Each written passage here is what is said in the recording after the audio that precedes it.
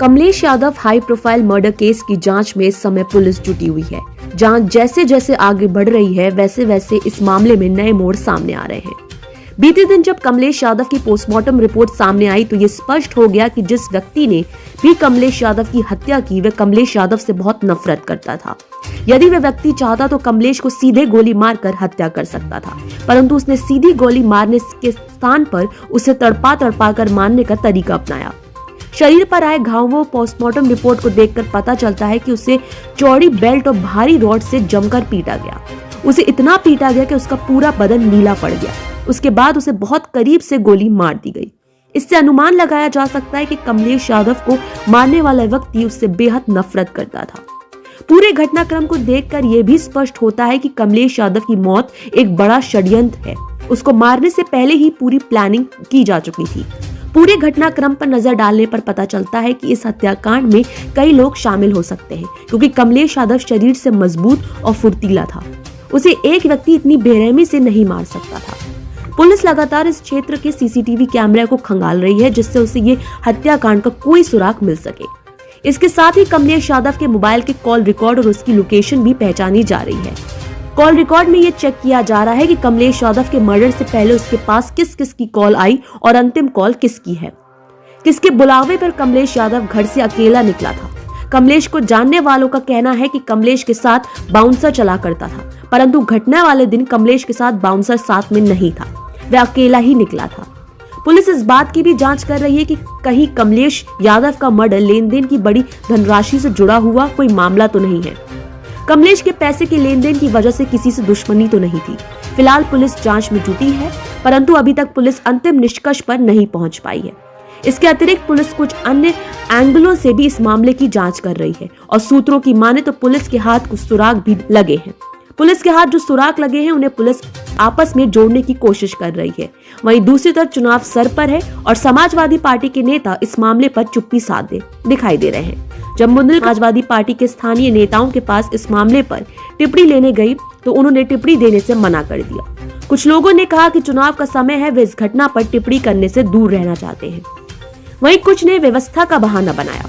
नेताओं का इस हाई प्रोफाइल मर्डर मामले में चुप्पी साधना जनता को असहज कर रहा है, क्योंकि कमलेश यादव एक ऐसा नाम था जो युवाओं में बहुत चर्चित था। सोशल मीडिया पर उसके हजारों फॉलोअर्स थे, सैकड़ों लोगों ने उसका मिलना जुलना था।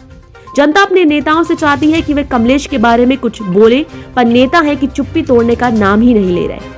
घटना को गुजरे हुए 3 दिन हो रहे हैं और अब तक इस हाई प्रोफाइल मर्डर पर सपा के सिर्फ 1 या 2 नेता ही टिप्पणी की है, जबकि कमलेश यादव खुद भी यादव समाज से आता था। सपा नेताओं का चुप्पी साधना जनता को रास नहीं आ रहा है। नमस्कार दोस्तों, आज हम आ चुके हैं अब वीरू भैया के यहाँ, जिनका नाम है वीरेंद्र प्रताप सिंह, से टिप्पणी लेना चाहते हैं कि आखिर जो कमलेश यादव जी की जो डेथ हुई है उन पर उनका क्या कहना है। इसी मुहिम को हम आगे बढ़ाते हुए हम आए हैं वीरू भैया के यहाँ उर्फ वीरेंद्र प्रताप सिंह जी के यहाँ। आइए चलिए हम लोग मिलवाते हैं उनसे। नमस्कार सर।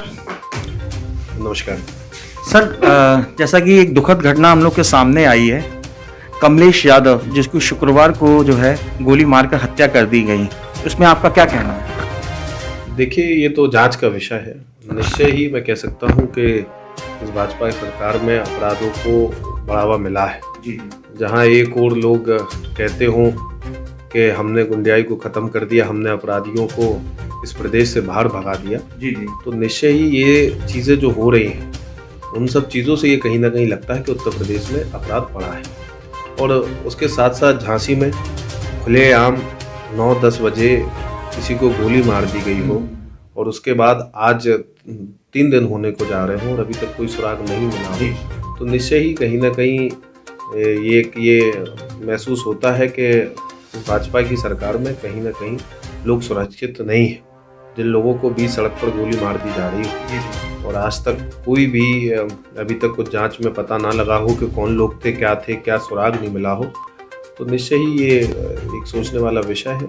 और आने वाले समय में इन्हीं सब चीज़ों से इस उत्तर प्रदेश में भाजपा की सरकार जाने वाली है। सर, जैसे कि कमलेश यादव यूथ थे और लोग उन्हें फॉलो भी करते थे, तो कमलेश यादव की जैसे कि जिस तरीके से उनकी हत्या हो गई है और इसमें वो एक यादव भी थे, तो आप लोगों ने इस वक्त क्या किया इन 3 दिनों में? मतलब उनके लिए कुछ न्याय के लिए कुछ मांगा आपने? देखिए, जहाँ तक मैं कहूँ, हमारे लिए ये मायने नहीं रखता कि वो किस जाति से आते थे। हमारे लिए ये मायने रखता है कि क्या कोई निर्दोष तो नहीं मारा गया। मेन मुद्दा ये होना चाहिए कि हमारे किसी निर्दोष व्यक्ति को कोई गोली मार जाए। जबकि जहाँ तक मुझे पता है, कमलेश का किसी से कोई लेना देना नहीं था, ना वो किसी इस आपराधिक प्रवृत्ति का था। उसके खिलाफ अभी तक कोई मुकदमा भी दर्ज नहीं है। तो निश्चय ही ऐसे कौन लोग थे जिन्होंने किस वजह से उसकी हत्या की, ये जांच का विषय है। बराबर हम लोग लगे हुए हैं, हम लोग बात कर रहे हैं। हम लोगों का संगठन भी आदरणीय एसएसपी साहब के यहाँ जाकर बात करने वाला है। हम लोगों ने ये मांग ऊपर भी उठाई है पार्टी स्तर पर। निश्चय ही आने वाले समय में कुछ ना कुछ हम लोग इसमें आगे बात करेंगे और जांच जो भी सत्य होगा। हम लोगों का मेन मकसद है सत्य बाहर आना चाहिए।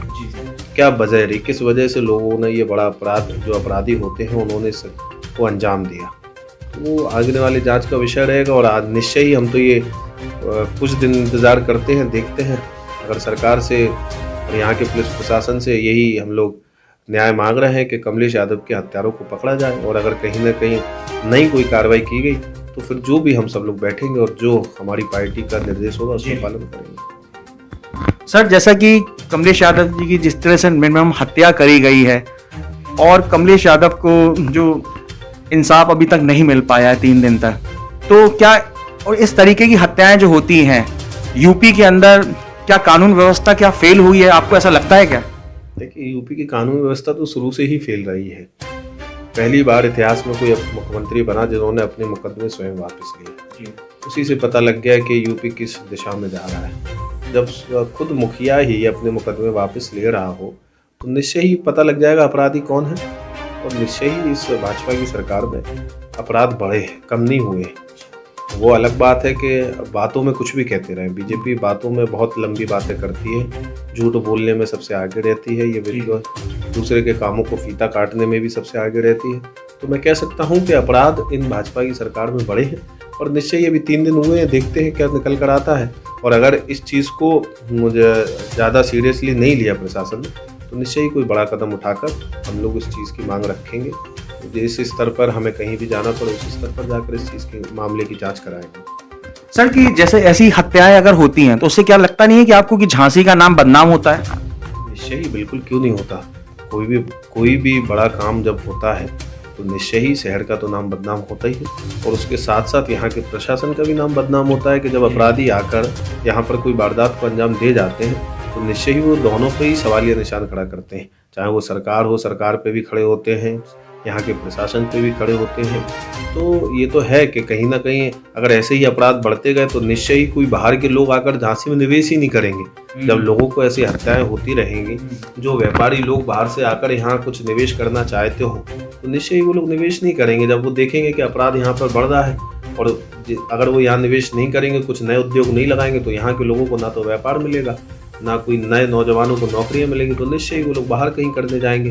तभी तो कहा गया कि बुंदेलखंड में सबसे ज़्यादा पलायन किया जाता है, बाहर जाते हैं लोग बुंदेलखंड से। यही सब कारण है जिसके कारण लोग पलायन कर रहे हैं। सर, जैसा कि ये भी सुनने में आ रहा है कि लोगों का कहना है कि इस केस से हाई प्रोफाइल लोगों का जुड़ा होना हुआ, जिसकी वजह से पुलिस क्या कहते हैं उनके नाम सामने नहीं ला रही है। इसमें आपका क्या कहना है? देखिए, मैं तो ये मानता हूँ कि कोई भी हो, अपराधी होता है, वो हाई प्रोफाइल हो, छोटा हो, मुझे नहीं उससे कोई मतलब।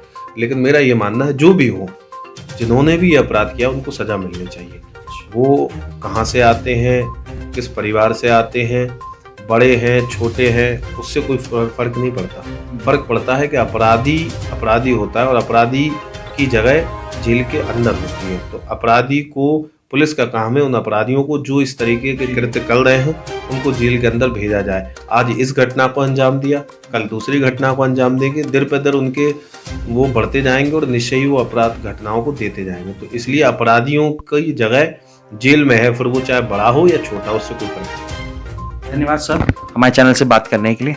नमस्कार दोस्तों, हम लोग अब आ चुके हैं महेश कश्यप जी के यहाँ टिप्पणी लेने आए उनसे कि आखिर उनका क्या सोचना है कमलेश मर्डर केस में। आइए मिलते हैं हम लोग। शुक्रवार की रात एक दुखद घटना सामने आई है। कमलेश यादव की दर्दनाक मौत हुई है, 5 गोलियां उसे लगी हैं, उसके हाथ पैर भी सुनते हैं कि तोड़ दिए गए। तो इस पर आपका क्या कहना है सर? घटना बहुत दुखद है जी। जो घटनाएं जिस तरीके से उत्तर प्रदेश में बढ़ी है, कानून नाम की कोई चीज़ उत्तर प्रदेश में आज की स्थिति में नहीं है। ये कोई पहला मामला नहीं है। कमलेश जी का एक नौजवान साथी हमारे बीच में से चला गया। आप लोगों ने देखा है कि गोरखपुर में जिस तरीके से एक व्यापारी की हत्या हो गई, कानपुर में हत्या इंजीनियर की हुई, लखनऊ में इंजीनियर की हत्या हुई।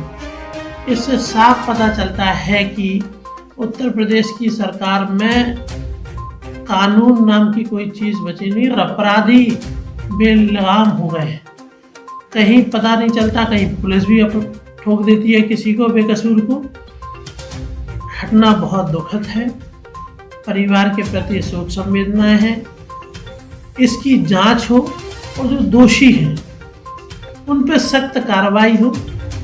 नौजवान साथी के यहाँ मात्र 30 साल की जिसकी आयु, जिसने अभी संसार में कुछ नहीं देखा, उसकी इतनी दर्दनाक मौत हो जाना, दर्दनाक हत्या कर देना, निश्चित रूप से सरकार का बड़ा फेलियर है।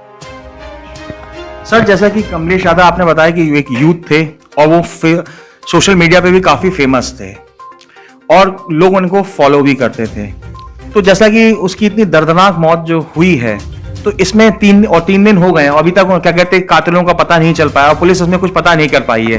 तो आप लोगों ने इसमें आगे क्या करने का सोचा है सर? चूंकि आचार संहिता लागू है जी, कोविड के नियमों को लेकर आज चुनाव आयोग भारत बेवजह लोगों पर मुकदमा लिख रहा है। कोई बात को अगर हम लोग बोलते भी हैं तो मुकदमा लिख देते हैं।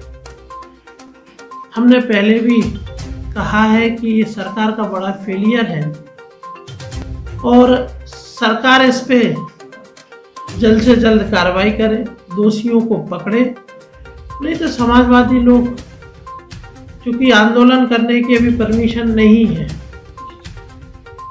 यदि आचार संहिता और कोविड-19 नहीं होता तो निश्चित रूप से पार्टी आंदोलन करती। कोई नया लड़का गया है ये, लेकिन हमने उच्च अधिकारियों से उस दिन भी बात की थी और आज भी कह रहे हैं कि इसकी जल्द से जल्द खुलासा हो इसका और दोषी गिरफ्तार। सर, इस ऐसी घटनाओं से क्या आपको लगता नहीं है कि झांसी का नाम खराब होता है, एक डर का माहौल फैल जाता है? झांसी में निश्चित रूप से पिछले 5 सालों में अपराध बहुत बड़े हैं। हम ये कह सकते हैं कि झांसी के साथ साथ उत्तर प्रदेश में बड़ी संख्या में अपराधों में वृद्धि हुई है। सरकारी संस्थानों के आंकड़े हैं कि पिछले 5 साल की सरकार, समाजवादी पार्टी की सरकार से 1 लाख ज्यादा आपराधिक मामले इस सरकार में बढ़े हैं। लेकिन सरकार को पता ही नहीं है, सरकार के मुखिया को पता नहीं है कि चलाना उत्तर प्रदेश कैसे है। सरकार का बड़ा फेलियर है। जहां सरकार लोगों को रोजगार नहीं दे पाई हो, महंगाई में बुरी तरीके से फेल है, महिला सुरक्षा के नाम से बुरी तरीके से फेल है और निरंतर हत्याएं, लूट हो रही है। कभी पुलिस को कोई ठोक देता है अपराधी और कहते हैं बुलडोजर वाली बात। अभी एक सूची हम दे दे रहे हैं, नीचे एमएलए ने लिखा है कि कुछ एक बेसिस बिरादरी के लोगों पे संगीन आरोप हैं, लेकिन आज तक उनके ऊपर कोई कार्रवाई नहीं हुई।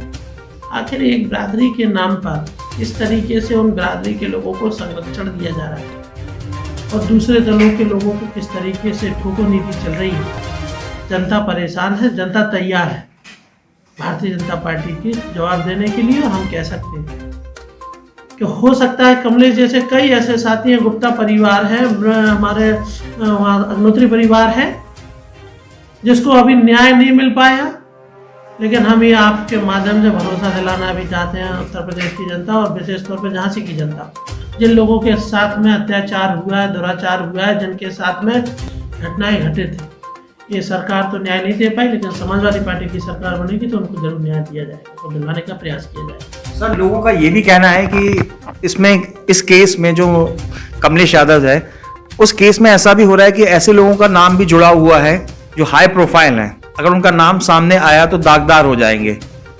इसमें आपका क्या कहना है?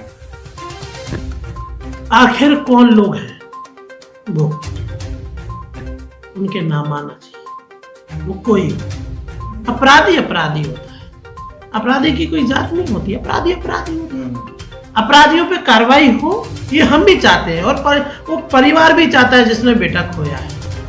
और समाजवादी पार्टी हमेशा न्याय के लिए लड़ी है, उस परिवार को न्याय मिले ये पार्टी की तरफ से, और उसमें जो भी हो वो खुलासे हों, और जिन दलों के नेता हों उसमें वो भी खुलासा हो, किनके संरक्षण में क्या हुआ, ये सारे खुलासे होना चाहिए।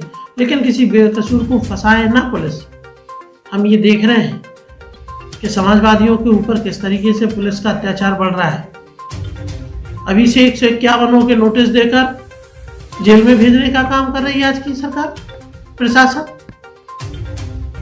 ये गलत बात है। दोषियों पे कार्रवाई हो ये समाजवादी पार्टी चाहती है, लेकिन निर्दोष को बेकसूर फंसाए ये बिल्कुल नहीं चाहते, और इसके लिए हमें जो भी करना होगा हमें करने के लिए तैयार हैं। धन्यवाद सर हमारे चैनल से बात करने के लिए। बने रहें नीरज कुमार के साथ बुंदेलखंड न्यूज़ 24। ऐसी खबरों के लिए हम आपको मिलवाते रहेंगे नए नए लोगों से। धन्यवाद।